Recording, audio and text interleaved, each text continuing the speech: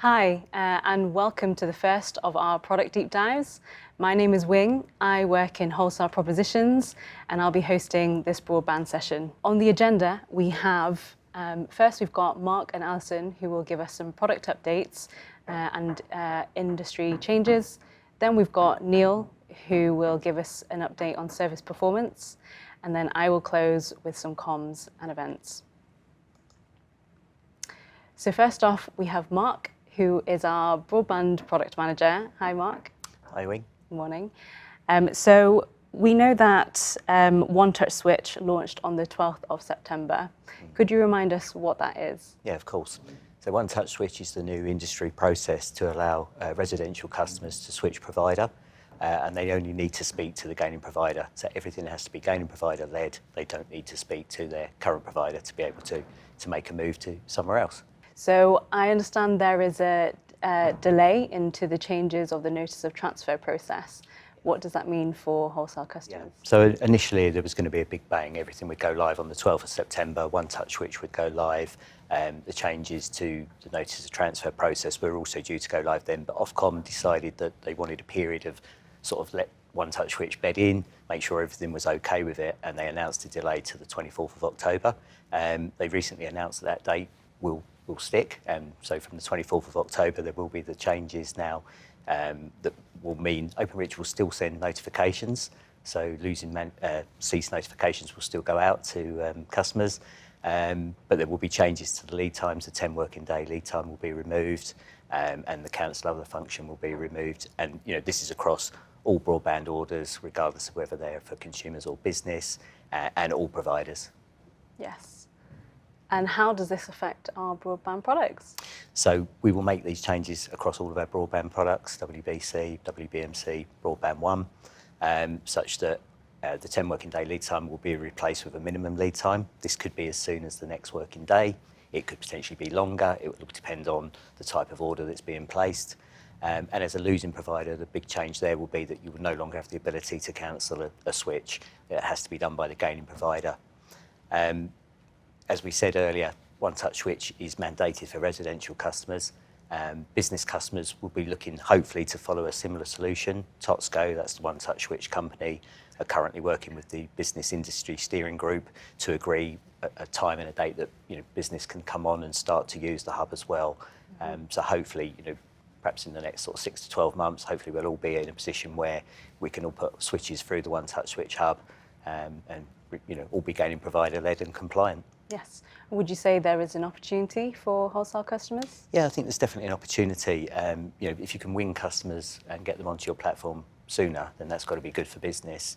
It's got to be good for the customer. So yeah, definitely, have a look at who you're trying to win and what sort of journey you're going to take them on, and you can get them up and running on your platform much more quickly. Great, thank you, Mark. And next we have Alison, who is our wholesale product manager for broadband. Alison, you're going to give an update on Business Standard. Yes, thanks, Wing. So I'm here to remind our customers about Business Standard, which is an important change that comes into force on the 1st of April 2025. So currently there are 3 install options on FTTP and Sagia. So we have Standard, Premium and Advanced. And Openreach will be assigning one of those install options to every premises in the UK. And they'll be doing this by using the site classification data that they get from Ordnance Survey. So those site codes tell you if a property is residential or non-residential. And they also tell you the site type, so for example, flat, detached house, shop, school, etc. So the aim behind Business Standard is to make sure that the most appropriate site visit reason is included on the order that suits the complexity of the premise. And by doing that, it means that the most appropriate engineer can be assigned to the install, and that hopefully more of Sagia and FTTP installations will be completed on the first appointment. As a general rule, if a property is residential, then it will be a standard install, and business premises will be required to have either a premium or advanced install on their orders. Yeah. What do wholesale partners need to do? So we will be making some changes to the broadband availability checker. So we will be displaying the site classification data and the minimum install type. So we would encourage CPs to look up that data on the broadband availability checker and use the correct SVR on their orders. However, if we do get orders placed for FTTP or SAGIA that have a standard minimum install type on there, when the required install type was premium, then we will be auto-correcting those orders to premium. If we get any orders with standard or premium install type on them where the minimum required was advanced, then we'll be sales querying those orders back to the CPs to have them amended to advanced. So I'll just say again that those changes go live right across industry from April 2025. So that's mandatory to follow those rules. We have put out our technical design specification in the usual way via our CP notification processes. So all of those designs are on the wholesale.com releases page. And we've also put a new guide to business standard on there as well. Alongside, there's a full list of all of the site classification codes and the SVRs that are mapped against them as well. Great, thank you, Alison. And back to Mark. So we know that the WLR switch off has been a hot topic, especially with the extension to 2027. Yeah. But we know that that doesn't stop the momentum to moving to all IP. What are we doing to enable our customers to all IP? Yeah, sure. So firstly, we'd say, don't wait for that date. Act now. Times of a premium. We're coming up to Christmas now, and there's not that long really till that date. So start to look at your base, start to work out what it is you want to do, and get in contact with us. Really, we can help. And to assist, we've developed on Broadband One. We've developed a couple of bulk order journeys. If you've got a base with another provider, and you've got legacy products, FTTC, ADSL, you can migrate those in bulk to Broadband One, and at the same time we will regrade those to FTTP or SAGIA, whatever all IP products available. And if you've already got a base with us and it's legacy, again, we can take you on a bulk journey to regrade those and put them onto the new products. What we would just request is reach out to your account manager, have a conversation with them. They will put you in touch with the appropriate people, and we can take it from there to help you to do that. So the bulk journey is something that we will initiate. We will do that for you, but we just need the details. And as I say, that's if you want to migrate a line, a base in, or if you want to regrade what you've currently got with us. In addition to that, we're enhancing our ADSL products, so it will support hot sites. This is typically electricity stations, power stations, and properties sort of in the vicinity. They need a tag-in of a hot site for an Openreach engineer to be able to go and do what's required for that install. So we're adding that to our ADSL product as well. Great. There was an incident with a vulnerable customer that led to Ofcom getting involved. What are we doing to assist the changes in this area? Yeah, so there's a cross-industry change. Openreach have initiated it. They're designing and putting out there a approved telecare site visit reason. And how this will work is that if you're on a journey and you know that, I don't know, for example, in a care home, if there's a telecare device present, then you should select that approved telecare SVR as part of the order journey. It will be prominent in the journey. If you select that, it just ensures that the engineer assigned is given the appropriate amount of time to do the job. It's most likely to be a morning appointment, and very importantly, they will ensure that that telecare device is working before they leave. So if it's a migration to an all IP product, they will absolutely ensure that device is working. If it isn't for any reason, then they will revert back to the existing technology and again make sure that device is working, and then they would need to further that appointment and go back. But it's all aimed at ensuring the right thing is done to support customers. Yeah, that's great. And to note, this is not just for Broadband One as well, it covers WBMC. Correct, yeah, across all our products. Yes. So we have had pretty good amounts of customer feedback in the past year. What would you say your team has been doing off the back of those? Yeah, sure. So we've taken part in think tank sessions. This is where we give customers the opportunity to tell us what they thought and have a conversation. tell us things they liked, what we were doing, things they perhaps didn't like, niggles, things they would like to see us develop. And on the back of that, we've developed support for Chrome browser. So Broadband One is ordered via a portal. Previously, we would develop it and test it so it worked with the Edge browser, but a lot of customers were telling us they now use Chrome. So we're now ensuring that every release, anything that we're putting live will work with the Chrome browser as well. So that's live. Another niggle was if a customer wanted to order a Sajir line and they found that there was a stop line already in the premise, they weren't able to get past that without bringing back to life the stop line. And often they didn't know where the stop line even was within the property. They didn't know a number to enter to ensure the order could progress. So we've bypassed that now. We will allow them to order a new Sajir line, in those premises. And then we did have quite a lot of feedback in our repair journey area. So around fault reporting, customers were telling us that there was too many questions. It was taking too long. They'd already done some pre-checks. They knew exactly what the issue was. They just wanted to get an engineer out. So we've simplified that journey to remove a lot of those structured questions that they would already have gone through. That journey is now much more quicker than it was. It gets you to the point of being able to book an engineer visit much sooner. And to assist that as well, we're improving our diagnostic capability. We've said on the slide that will go live in December 24. I think that may be slipping to early in the new year, but it's certainly being worked upon and will be coming soon. This is kind of like a preempt to reporting a fault. This will enable customers to have a look and see, is there any broadband sessions active or inactive? What's the IP address of the customer? Over the last 7 days, what have been the last 5 sessions, details such as login and time sort of spent online, etc. So yeah, it is really important to us if customers give us the feedback. We can act upon that. It helps to support the developments that we make. Yeah, I love it. I agree. I love that you said we did. It's great that we can act on those. Next, we have Neil, who manages our broadband service teams. And Neil, you're going to give us an update on service performance. Thanks, Wing. Hi, everyone. So I'm just going to take you through the recent service performance for the broadband products, and then I'll skip into some of the improvements that we've been driving.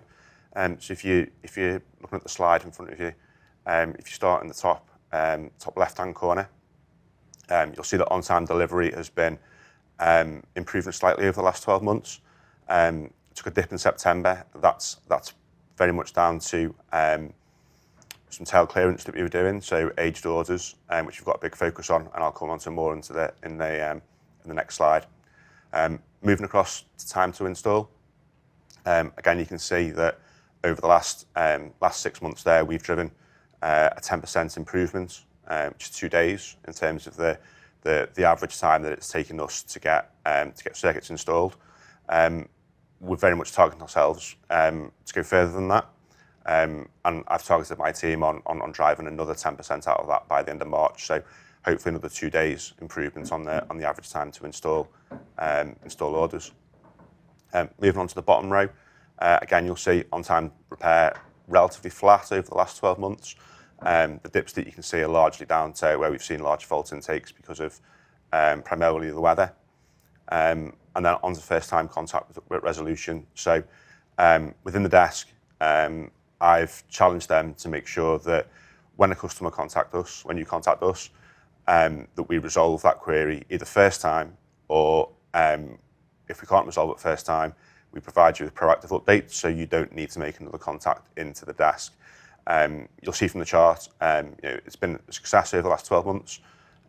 We started at around 65%, we're now at 85%, where to be honest, we've been for a while.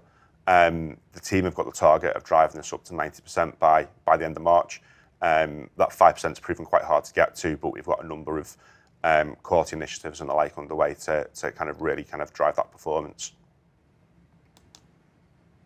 And moving on to service improvement. So the first one's one that Mark's already touched on previously, which is the repair journey improvements. So the first phase that delivered in September, you should have seen a reduction in around 50%. In terms of the time it takes to raise a fault on Broadband One via business owner as a result of that change. And the phase 2 of that, as Mark alluded to, is being delivered over the next 6 to 8 weeks. Touched on time to install on the previous slide. We've got a big focus on this. Primarily up to now, So that kind of 10% improvement, that 2 days that we've driven so far has been done via looking internally within wholesale areas. So we've driven lots of improvements with systems teams, etc., to make sure that when an order is completed by Openreach and delivered, that you actually see that KCI 3 come through. And likewise, at the start of the journey, we don't add any delays onto that delivery time. The focus to get the other 10% is going to be working bilaterally with Openreach, really drive that forward over the next 5 months. Third initiative, service quality. I touched on it again on the previous slide. Got a quality plan in place for the team, and we're really drilling into the reasons that people need to contact us twice, and then making sure we've got measures in place to stop that. System issues. I touched on this on the time to install, but this is actually a more in-depth program we've got underway. So we've got daily calls ongoing, primarily around broadband orders that are placed via the hub, where we're taking system issues that are proving difficult to fix. We're triaging those across the service team, across the system support teams, and really driving resolution. There's been a number of quick wins there already. Some fixes the systems teams have found that they've been able to implement, but also within my team, we found some quality errors within how we were actually raising tickets to those teams in order to get those resolved. So that's ongoing, and we're gradually extending that out to the other journeys. And then finally, one that went live this week is changes to the Broadband One escalation process. Hopefully you've all seen the briefing. We've reviewed the escalation matrix to make sure that it meets the need of a growing product base. Like I said, that was delivered on Monday, so it only went live yesterday. But hopefully that's going to really improve the performance. And in particular, the time that you get your responses back on an escalation. So the SLA previously was 24 hours. We're reducing that to 2 hours during the working day, so 8 till 6, which hopefully will be a big improvement for you all. And then finally, just an update on a system that Openreach have launched. So really keen that it makes much more sense for everyone to get updates live from the systems. It's much more efficient for you guys as well to see those details on the portals. Openreach have developed a system called HUD, which you log on through the Openreach portal. It gives you much more granular information than you currently see on View My Openreach Job through Business Zone. It'll give you, much in-depth information on complex installs. It'll give you detailed engineer notes, and it'll give you engineer details on the day of install as well. So very much encourage everyone to go and get access to that. There's some details on the slide as to how to do that, but if you've got any problems with that, please reach out to your account team, and they'll be more than happy to help you. Thanks, Neil. And it's great to hear that we've got initiatives to really improve and drive customer experience, which is great to hear. So moving on to Q&A, and I hope lots of you have been submitting questions. Let's see. Yeah, we do have a few. And yeah, feel free to keep them going as well as we go on. So we've got a few questions. Let me have a look. There's one question from Anonymous, and I believe either product manager can answer. Are hot sites available on Sajir and FTTP? Yes, they are for Sajir, and they're available to order now. So if you come across an order that needs that for Sajir, it's supported.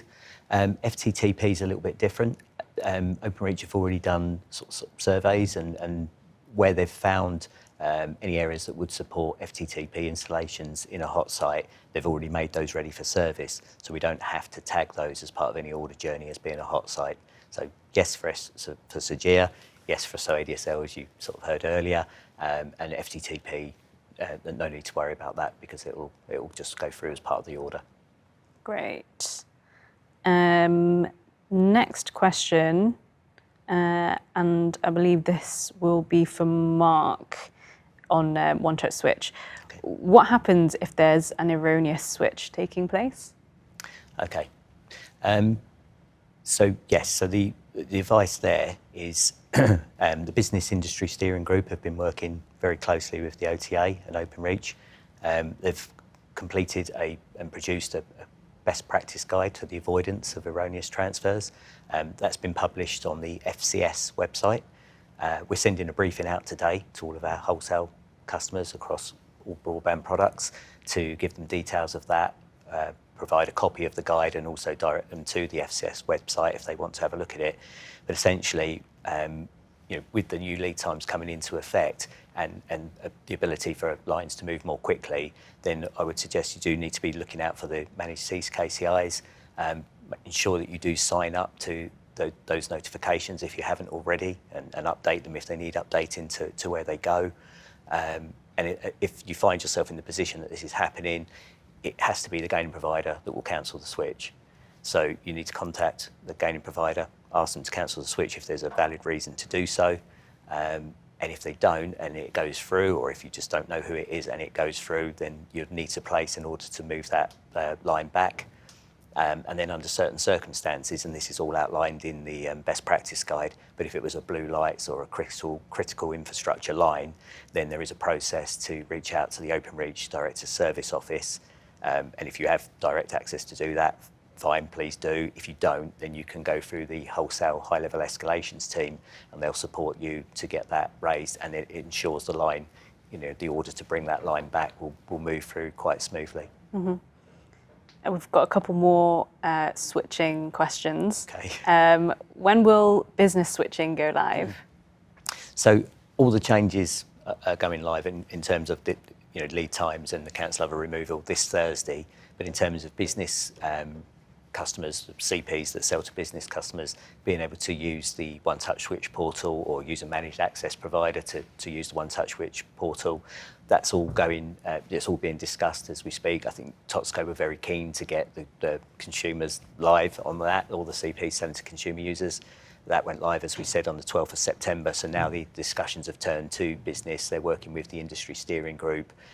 Again, details of that on the FCS website. If anyone wants to get involved and become a part of that, then please reach out to those guys and get signed up. So yeah, hopefully we'll see some movement on that very soon and some dates to potentially be announced. I could hazard a guess, but it could be completely wrong. But I'll probably say perhaps in the sort of next 6 to 12 months for testing and onboarding and going live, perhaps. Mm-hmm. Makes sense. We've got a question from Adam Shaw. Why is SO ADSL unaffected by business switching? In terms of the new switching. He hasn't specified. Okay. I think if it was switching from another provider to SO ADSL, say with Broadband One or WBMC, then from the 24th of October, it will be subject to any new lead time. So that 10 working day would be removed as a standard. And then depending on what the type of journey was going to be, if they already had SO ADSL and they were staying with SO ADSL, it will be quite a short lead time, potentially sort of next working day. If there's things like a number port or an engineer visit, then it's going to be, I think the minimum might be around 3 to 4 days. Okay. And again, it's all subject to engineer availability. So as part of that order journey, you'll see, it goes into the Openreach appointment book and you get the first available date. Okay. So it should be covered by that. I don't think there's any reason why not. I think all products are in scope of OTS. Okay. So Adam, it should be affected. Next question, what if there is no site classification for a particular site? What SVR should be used? Yeah, so we don't anticipate that will happen too often, but it may happen that a site doesn't have any site data from Ordnance Survey, and in that case, obviously the fields on the availability checker will be blank. If you see that they're blank, basically our recommendation is that you select the site visit reason that's most appropriate for that site.